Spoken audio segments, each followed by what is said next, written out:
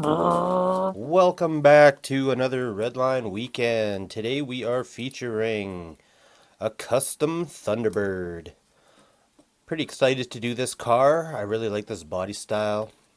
I like the bulging hood. This car is a little bit rough. We're probably due, to work on something a little bit more difficult than we've been doing, so that's fine. So this is what's happening today. Let's start off with a couple punch marks. How about? Hiya! Decent. Sun goes right through the fuel tank. Ooh, that one wasn't very centered. Might give us some problems. It's looking real good. I'm gonna kick it up to a medium-sized drill bit. Very careful. Try the front. There we go. Once you got the one side, the other side usually comes out pretty easy. Ugh, that wasn't easy at all. Oh, it's dirty. All this is going to need is a little soap and water. That'll clean up real nice. Now this guy's got a crack in it. I think I have a spare one, so I'm probably not going to use this. I'm going to throw this back into the spare pile, just because I think our car is going to be a little bit too nice to have a cracked windshield. There's our body. Everything's looking real good here. I'd like to take this opportunity to file these posts flat, and we will drill them out for our screws. Enough. Boom. Oh, it's not bad.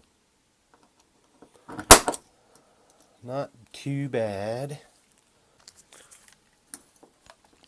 Alright, same thing. Do a pilot hole.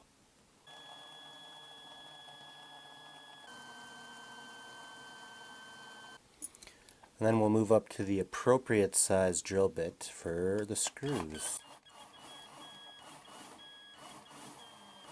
We got the self-tappers here. So you just thread these in and they'll make their own threads. Doesn't get any easier than that.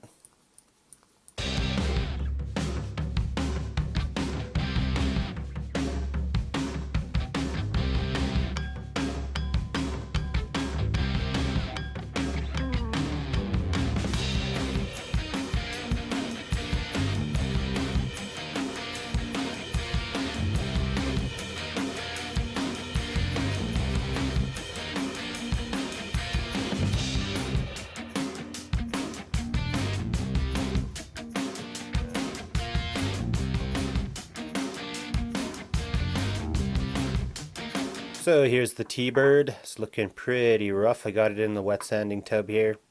First thing I want to do is give this thing a wet sand down to 400, and I want to see what shape our zinc is in. Looks pretty rough. I mean, you look at the trunk. If we do have to zinc plate this car, we're going to have to sand it anyways, just to get it smooth, so the zinc's got a nice even layer to bond to. See, like this here, these spots, these freckles, this is smooth to the touch. It's just oxidized, so that's going to show up through the paint and it's going to be real gross looking, especially on this trunk. We're going to be doing a root beer brown, right? So now we're going to plate this car. We're doing it. You don't want to sand your body line off, so take some care. Go around it. The zinc process should help us fill in some of those pits, and then we sand our zinc smooth. Hopefully the pits get filled. Might have to do it in a couple steps. Blend the pits into the rest of the car. This is another one for my Sweet 16 collection, so it's got to be gorgeous. Alright, that is as good as it's going to get at the moment. Alright, so here's my little zinc plating setup. So in here I've got plain white vinegar. It's not distilled vinegar, it's just 5% plain white vinegar. And I have about 3/4 of a cup of Epsom salts in here to make it a little bit more conductive. And I've got my little Haltronic mini DC benchtop DC power supply to give me some volts. And I got this big ass marine anode. This is something that they would normally bolt onto a boat, and having the anode there magically helps the boat not get corroded so bad. So I've been using that, and when I bought it, it was advertised as a zinc anode, but after I looked up the composition of it, it's actually a zinc alloy. So I'm not 100% sure if I'm, alloy plating these cars. It works pretty well the same, but it seems like the finish on the car is harder with this alloy, which would make sense. So that's kind of what I'm thinking, which makes my job harder because it's harder to sand and harder to make look really nice. So that's the anode I have for now, and I'm going to order something else, so I think it'll make my life easier down the road. So we're going to hook up our positive lead to the top of my anode. Just got the little alligator clip up here. And then our negative is going to go on the post of this car. One thing you have to be sure of is that your car is absolutely perfectly clean. I've seen guys use brake cleaner, I've seen acetone, you could use spray 9, any kind of heavy degreaser. You gotta get that car spotless. Absolutely spotless. So I'm gonna put this in here, like so. And we're gonna turn this bad boy on.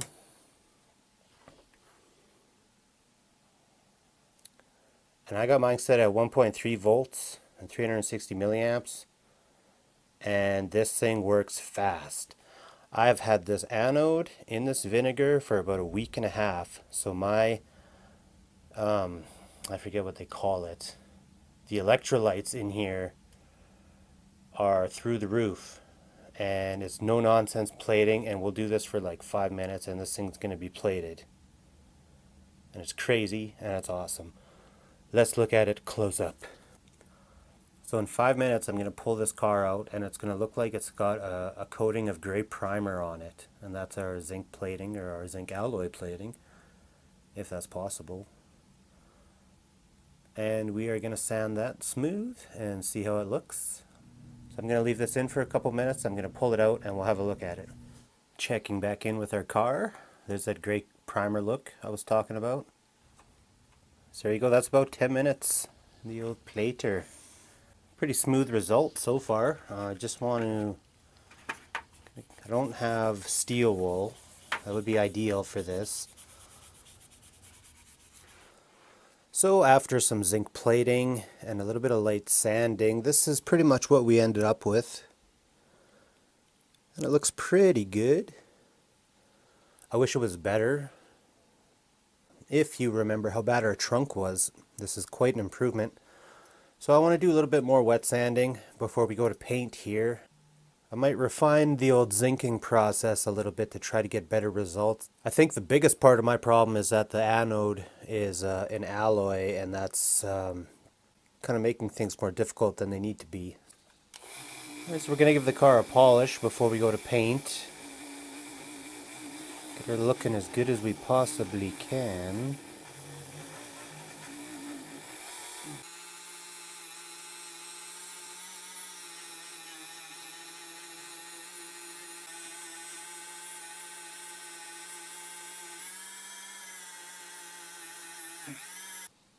It looks pretty good.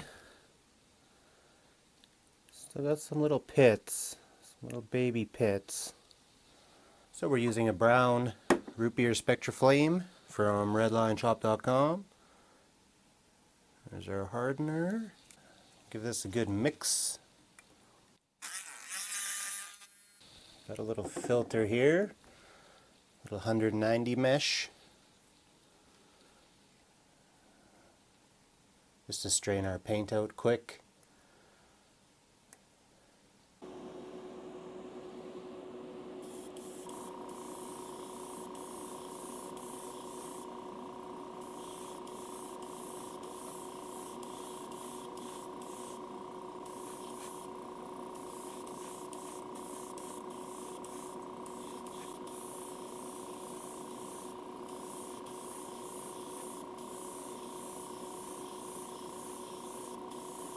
Okay, our car is back from paint, and now I gotta put a vinyl top on here. So I brought another Thunderbird.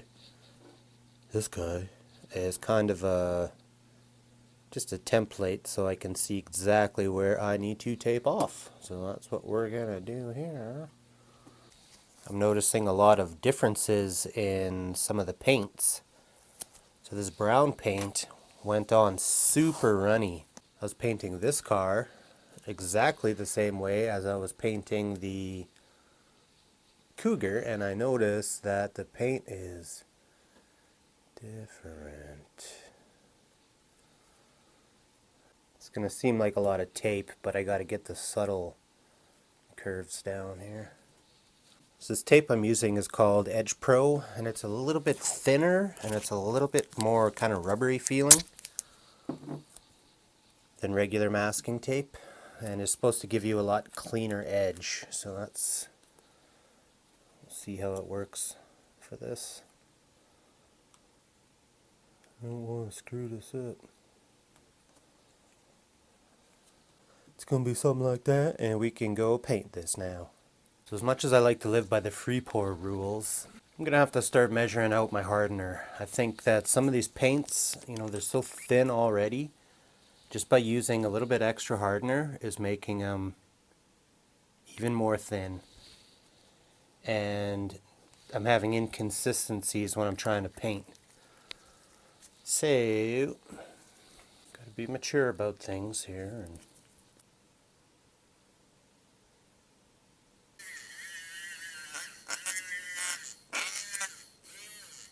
So we're gonna do this quick, and we're gonna take this tape off ASAP. That's when you're gonna get your bleeding happening if you leave your tape on there too long.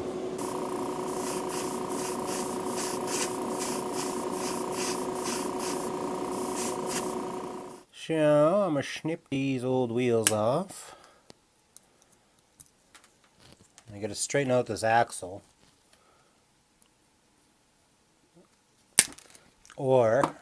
Or replace it.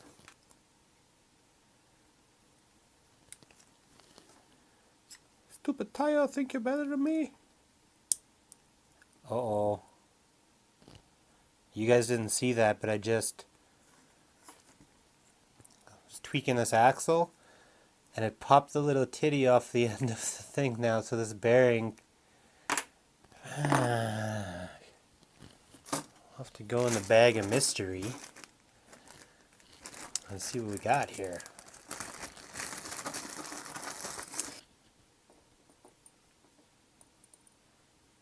Oh, that's our money shot right there.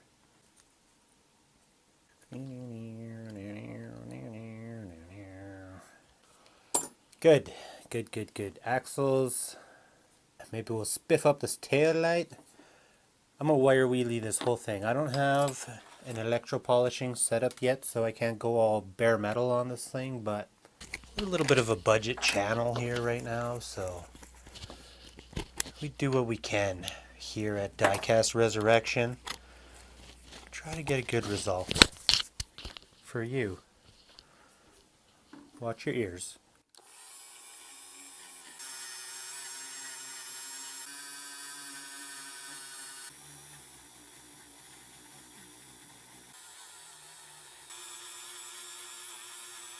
That's all I'm gonna do. I'm gonna go give this a wash, and I'll BRB. I got a Molotov. Don't look up Molotov.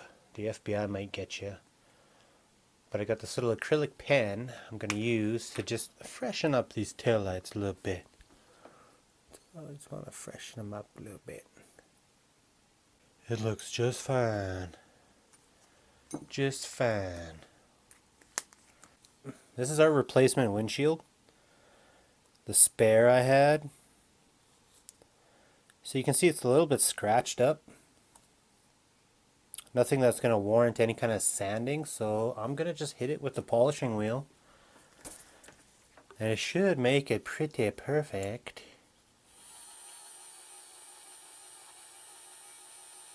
There's a couple little fluffies on there from my paper towel, but that is a pretty pristine windshield. I like it. And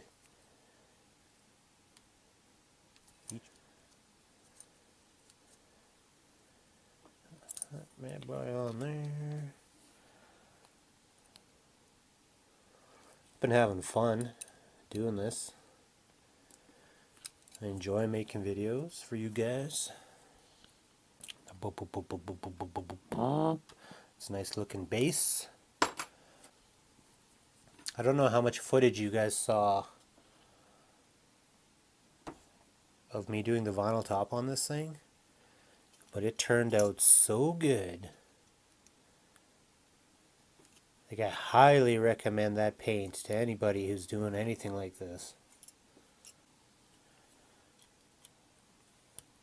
Nice minty interior. This bad boy on here, carefully. Little teeny turner's going to take a break, and we're going to do it this way for a bit here. My zinc plating needs a little bit more, I need a little bit more practice on it. I'll admit it. There's a couple little body flaws. The paint went on pretty nice. Beautiful. Alright, we're done. Let me get my little turntable and we will have a look at this bad boy.